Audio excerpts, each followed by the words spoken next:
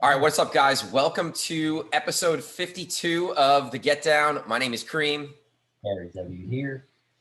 We are coming off of a big, long, aggressive weekend that was capped off by our kind of get down / Hoboken party at D'jais in Belmar. So that was aggressive. I purposely didn't reach out to anybody on Sunday or Monday or Tuesday because I was really upset that I missed it, number one. Yeah.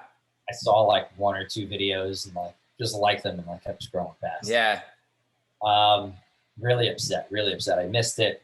Serious. I don't usually think oh man, I wish I was up there for this. That was the one thing. Yeah.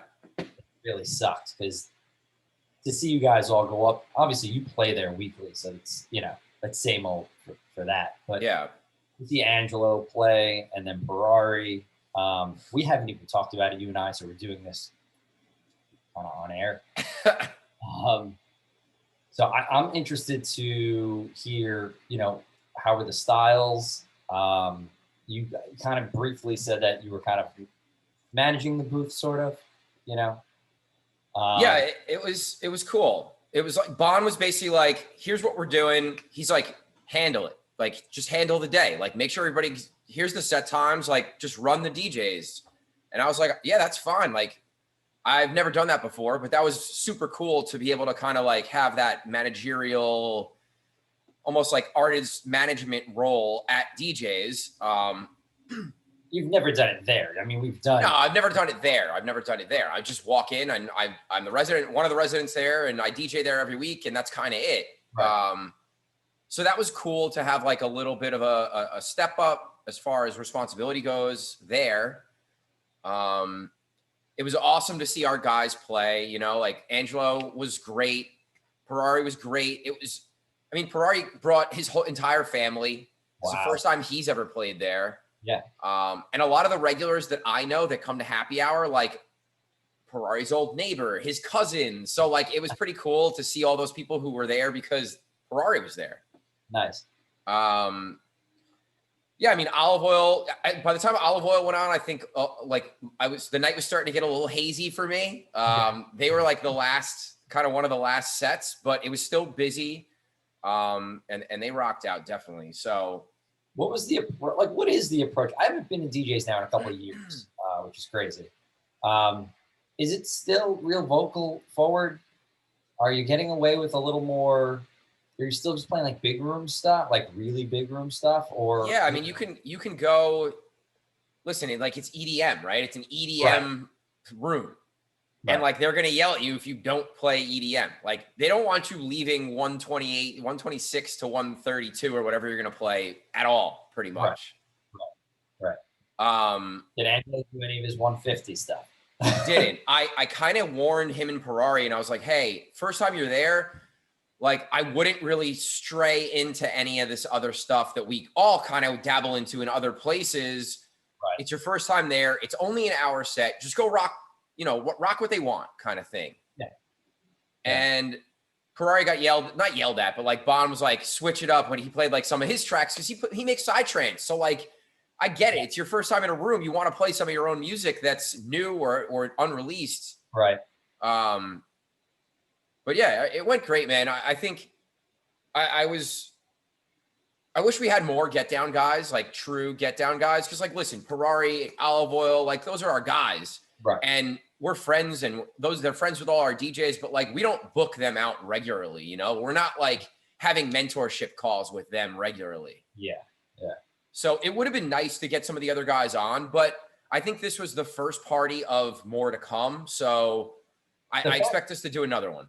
The fact that he just tossed it over to you, Bond just tossed it over to you and was hey, handle this, something that I'm not handling today, is a true testament of the trust that he has in you. And I think that the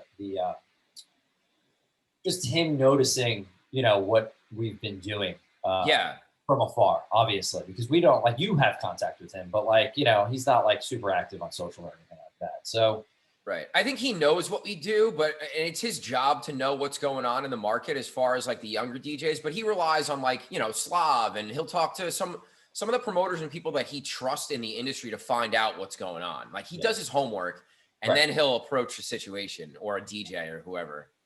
Yeah. I mean, that Sunday night party is just, it's legendary for industry people. So it's really nice to have, you know, in-state, in-market acts come in and rock that. I mean, because when does like Nora and Pure, are those Saturday, like the international? Is that they haven't been doing those bookings as much, but generally they always had like a deeper house, like a Robbie Rivera or somebody on Sunday night that kind of would get a little darker. They haven't been doing the bigger bookings this year. I think they're going to go back to doing it next year. So it's been a lot of local guys all summer, which has been great. Olive Oil's gotten in there. You know, they got their break in there. They've been playing there pretty regularly, which is cool. So yeah, it was definitely a celebration. A ton of our DJs came out. A ton of like just industry fam came out. Zach Martino was hanging. Casher was hanging. So it was awesome. It was cool. Awesome. I'm glad it, not that I didn't think it was going to go well. I knew it was going to go well. But you know, it sounded like it was fun, and it got a little hazy later on. I completely understand. Saw a couple texts where somebody had to take their girlfriend home because they had one too many Corrals. Like 9:30. Yeah, I mean, it's very easy to have too much fun there too quickly. Yeah, that's the danger of that place. So I think one of the reasons why I think Bon wanted to do something like this was because the momentum of reopening and the summer starting and all the venues coming back has started to slow down a little bit. And I think that's probably for a couple of reasons. But we've seen it slow down in Hoboken and up north, and it's slowed down the shore as well from the beginning of the summer. And it generally does during regular times, but we're in this uncharted territory, right? This happens every year in regular. Like if you go back to pre-pandemic, every summer, August, it starts to slow down everywhere. Yeah. The excitement of the summer wears off. You're 8 weeks in from Memorial Day at this point. A lot of people are just doing the same thing over and over again. You might not see too much traveling this year due to, you know, just things that are going on, especially right now. And things start to slow up. And now this is where venues need to put it into that second gear or third gear and be like, okay, now we got to get ready for fall. Right. Places down the shore do need to make their last push for the last 4 weeks here. Yep. And I feel like there comes like a mental transition with patrons, with management, with ownership, etc. And it happens every year, and it needs to happen, right? Right. And anywhere in the country or where you're listening, I'm sure you have like the vacation area that gets popping during the summer that starts to slow down around this time. And people are starting to gear up for that transition back to wherever they go to. We're seeing it right now, but we have schools starting next week. So like it's a little bit of a different mindset, but we've seen travel slow down in the last week here as well. And hearing about a lot of cancellations due to the uptick in cases and whatnot. So, but up there specifically, there's that August lull where, you know, this is where we need to start capitalizing on for getting ready for fall. Yeah, and I think like as a DJ listening to this show, like you need to start approaching either the venues that you normally work at in the fall or after Labor Day, or the venues that you want to work at, because if the venues haven't started thinking about this already, they're going to in the next like week. Right. Because they're going to feel all the same things we are just talking about like things slowing down, and like they really need to start a push for this next season. We always talk about it. Seasons change, things change. It's time to act. Yeah. So Gary and I, in our Get Down business, we've started this process already. We're talking to all of our venues that we currently hold about football and what our plans are, what time we're going to start, how we're envisioning it. Yep. We're trying to line up like a Sunday night after party thing. We're trying to do all this other stuff. and you guys should be doing the same thing. Yeah. I mean, from a DJ perspective, you're going to walk in and it's going to still get good. It's just going to get good later, right? It's not go from 9 p.m. or 10 p.m. whenever your start time is. And we saw that for a bunch of weeks, and that's an aggressive way to DJ. Like it's difficult for like when we keep saying this, but for the younger guys coming up, like to try to bang out a 6-hour set of just bangers is difficult. Like you have to have a deep Serato for that. Right. You know, a lot of folders, a lot of things that are really built out in ways where you can just go. And there aren't, like Cheesy says it all the time, there are no down tracks. That's his mentality as he goes on. It's incredible when you're approaching a 10-4 set, you know? But it is a great way to go into it because and you just sound so much better when you're coming in with all that energy. Now, when you're walking into a slower room, it's not right to go that way, you know? Yeah. But there are tracks that you can find to kind of fill that space properly. But yeah, I don't know, take this opportunity to play with different openers, right? And different opening sets. Because once fall hits, I think it's going to be back to going crazy again from Jump Street. Yeah, I've really noticed it with some of the day parties that we've been doing that were like jumping like party time. They're still fun, but they're just not as busy. You know, it's not like all the tables are sold out and people are raging and confetti's popping off and we're ringing the bell and alarm and like it's just not that anymore. I do think that come fall, it's gonna be like that again for a while. Oh, definitely. Especially when you're gonna have people come back north and it's gonna be nice out still for another 6 weeks or so. Yeah, and you really gotta be ready to just go hard for those 6 weeks because once it gets cold, you know how people do it. It gets lower. Let's be real. Yeah, I agree with you. I think we'll be good. But we are in uncharted territory. So like that's why I wanted to bring it up because it's like, are things going to go back to what they were like pre-pandemic? Or are things going to go back to what they were like post-pandemic where it was a rager again? Are we going to get locked down again? Like there's still all this uncertainty coming into this season, which can maybe still create like an abnormal season. Yeah. I think it's going to be somewhere in between, like perfectly in between. Yeah. We talked about this time and again where nightlife was kind of petering off a little bit. It wasn't as big as it had been in previous years right before the pandemic. And then coming back, it was really wild. I think you're going to see this happy medium. Nothing's going to get shut down. I'm telling you that right now. I mean, you know, Biden came out and said he's not shutting anything down. So that's not happening because people have a choice. I didn't expect that to happen either. Yes. Because I know in our group chat, there's been a lot of talk about that. Like, not a lot of talk, but questioning. Like, could we? Are we going to go back to some kind of capacity restriction? Yeah. I don't think that's realistic because you do have the choice to be vaccinated, right?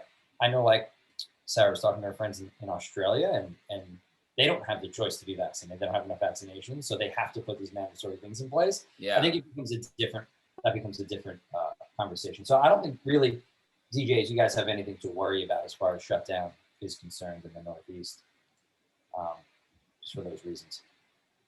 Yeah.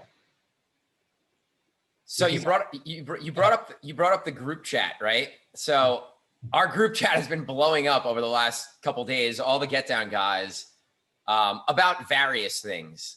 So I'm going to talk about. We'll talk about two topics that we've been talking about. So the first was one that was kind of happening last week, and we're going off script right now. So I'm throwing you a curveball.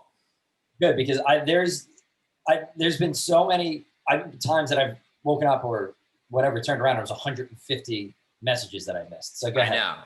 So we were like all talking about various like DJ setups and controllers and DJ equipment and this versus that.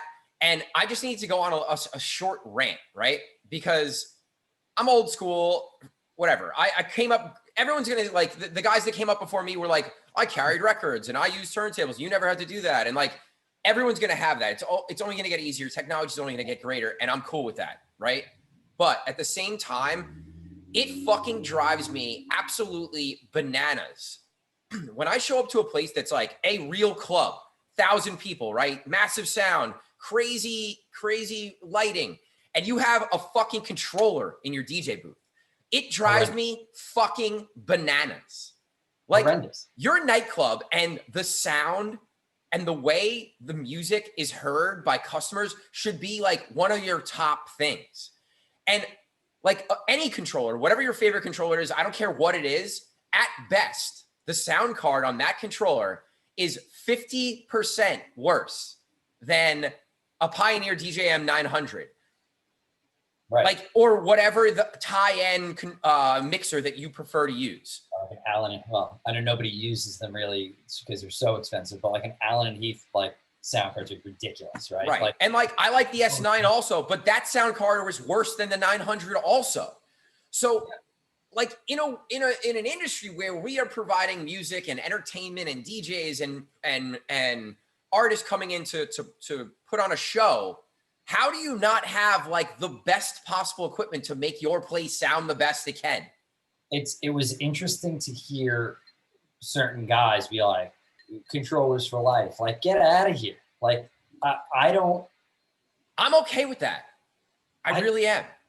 But like, after you go and play on the 900s and the 2000s or the 3000s, whatever, in HID mode, and how real time that is, how do you go back to a controller and be like, oh, there's like no comparison here?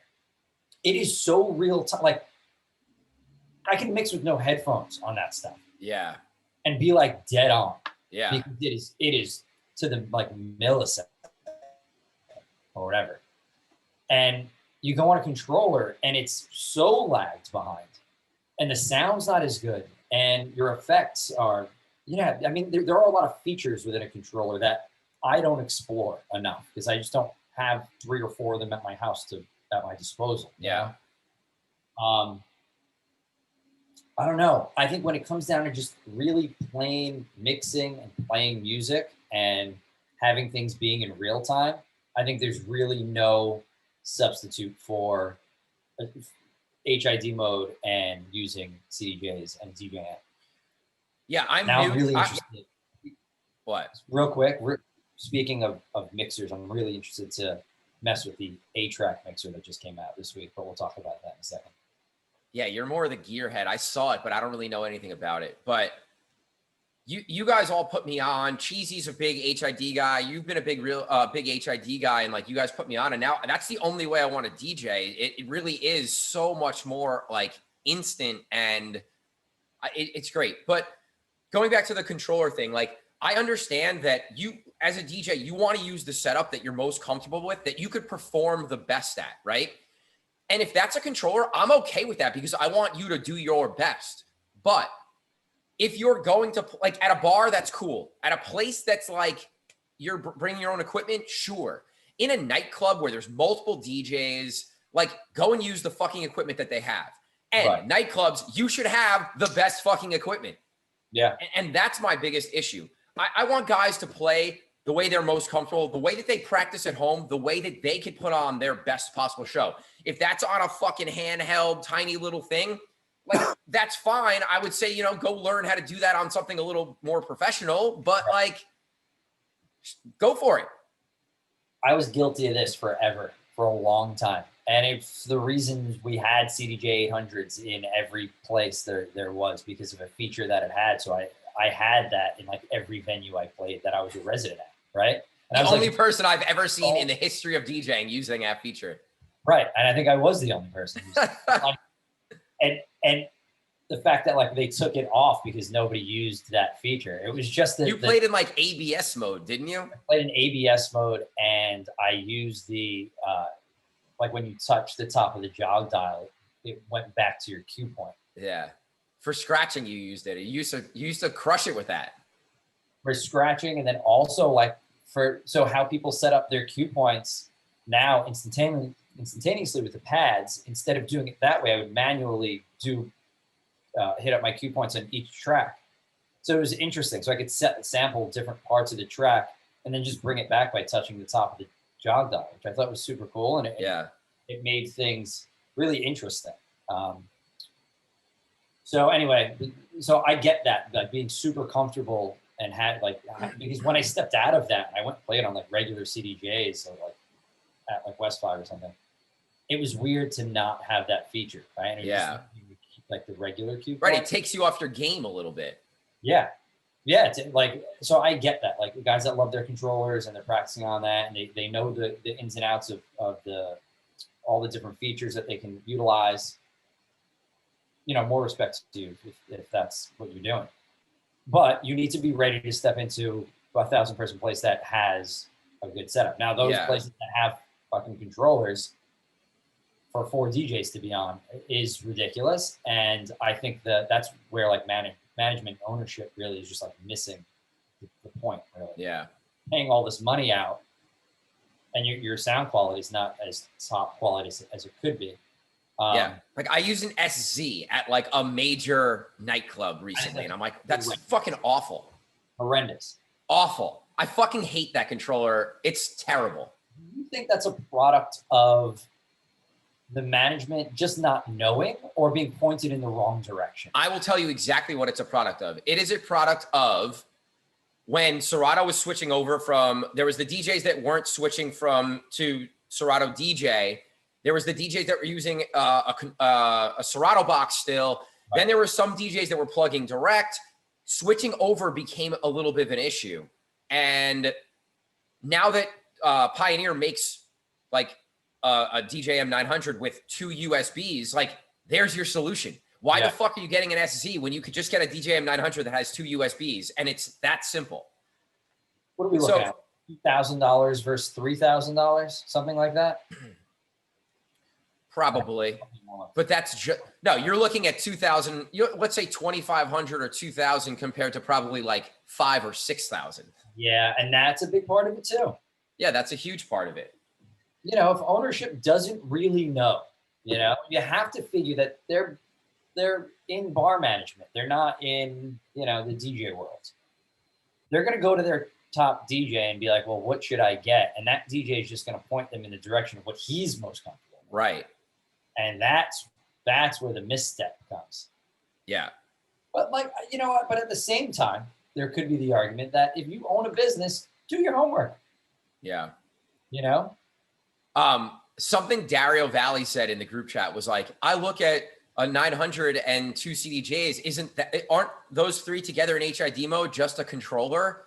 And my answer to him was, yeah, you could look at it like that, but why the fuck doesn't Pioneer make that as a controller then? Like, I don't get it.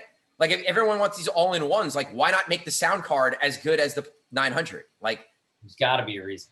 Is it because it's too expensive? Is it because they don't want to bite into their like, cannibalize their other products? Like, is that what it is? I don't know. It could be because you made a point earlier. You do have old school heads that won't go and get a controller, right? Yeah. I guess you could still have both products out there. I don't know. I would love to talk to somebody from Pioneer and just find out why. That would be a great conversation. Maybe we can make that happen. Yeah. I also got to dig and do a little homework myself on sound cards within controllers and see what's going on there, because it is definitely different. And I'll tell you, I know exactly what, I don't know the numbers of what they are, but I'll tell you what the rankings are. Like the SZ has the best sound card of any controller. Okay. Then the SRT, then the SX in that order. And I don't even know what else is out there people use. I have no idea, but those are the ones that you should be using. Whatever's at Wicked Wolf, I don't know what the sound quality is on there, but it's probably not that good. The RZ or whatever it's called. Yeah. That's the only place I've ever played with that one. Yeah, and me actually, too. I'm pretty comfortable on that. I like that one a lot. It's fine. It's fine. I mean, I guess I wasn't, the 2 times I played there, it was, you know, a little slower, so I wasn't like going. So the whole point of that controller is to be able to play either USB or with a computer. But when you're playing with USB and computer, actually, when you're playing with the USB period, the like reaction time is fucking the slowest. I can't believe that they put out a product where the reaction time of hitting a cue point while playing USB is as slow as it is. Come on. Awful. Could that be? That's why I don't play USBs there. We just use it as a switchover. Does it need like a software update or something? I don't know. I don't know. We need Dr. Oso in there on this one. For sure. Actually, yeah, he would be a great guest for a little.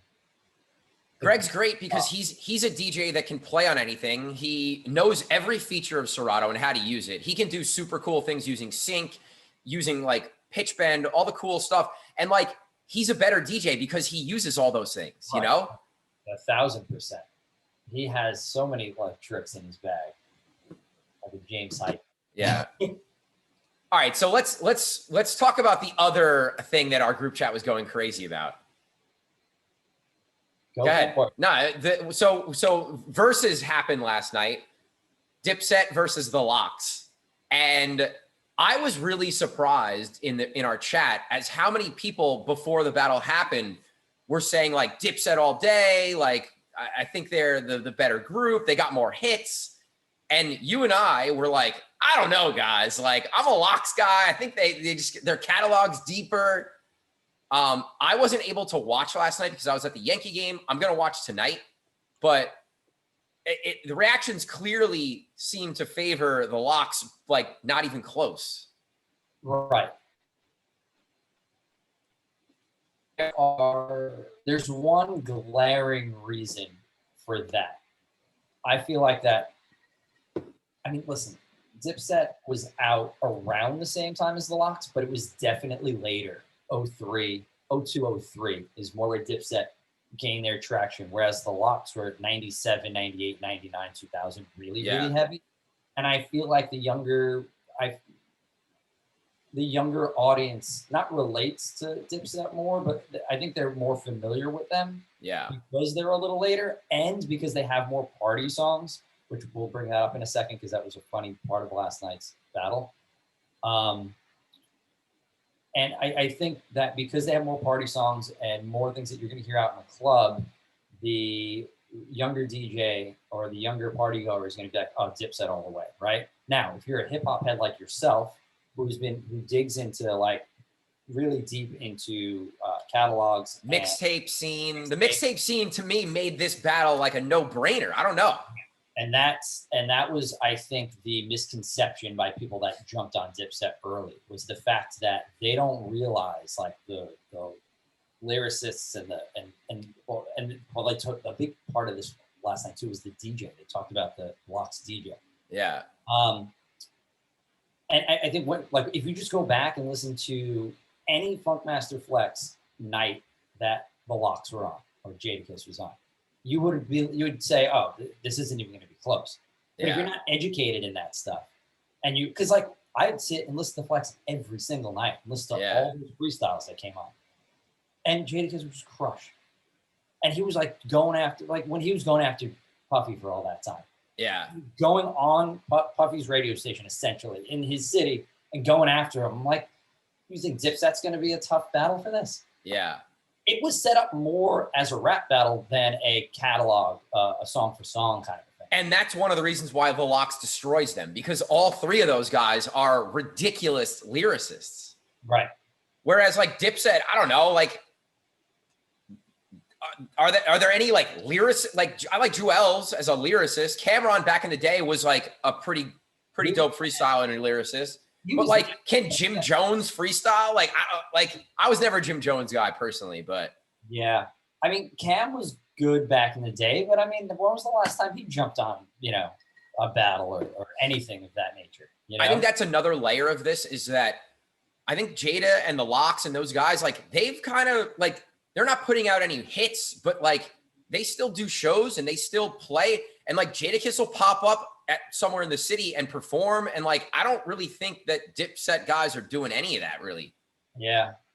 So just being like versed in actually performing and putting on a show is a whole other layer that if you're not doing it, think about if you don't DJ for 2 weeks, like you're rusty, I thought that's 2 weeks. Right. So another thing that I saw while I was scrolling this morning, I was just looking for like highlights pretty much. And a lot of people were mentioning, oh, this is why you need a real show DJ. Yeah. And it came up like 4 or 5 different times. Now, I just listened to, like I said, I think it was 3 verses. And it was standard hip hop, like, they rhymed over who shot you. And it was that like very classic scratching in and like dropping beats out and scratching back in. Yeah. And just being really on point with like their verses. And even though they were freestyling, he knew, where to cut off, Right. where to come back in. And then I heard something about like the Dipset DJ played like beats with vocals on it. And then Really? Fox went in on them for it. And then something happened also where I think Jewels came out and said, "Oh, these guys don't like girls," because I guess he was like insinuating like they're not playing like pop. Yeah. And then I heard that they went back and did like the Mariah Carey, the JD, like all those classics. Wow. So, they came prepared, I think, but they came into it like it was a battle, and it wasn't going to be a matchup, like we said, just go, and I know, and I was reading too, people are like, oh, this made me go listen to the Lox albums this morning. Good. I hope everybody goes and listens to all the Lox albums today, this week. Just go, if you don't know that the catalog, go listen. We Are the Streets is still in my top 10 of all time. And that is a very, and I like to bring up unpopular opinions in the group chat, especially. That is very unpopular because I'm sure I'm going to get destroyed for that. But that is a front to back banger. I'm not saying there's classics on there. I'm just saying that those are every song is solid. There's not a skippable track on there.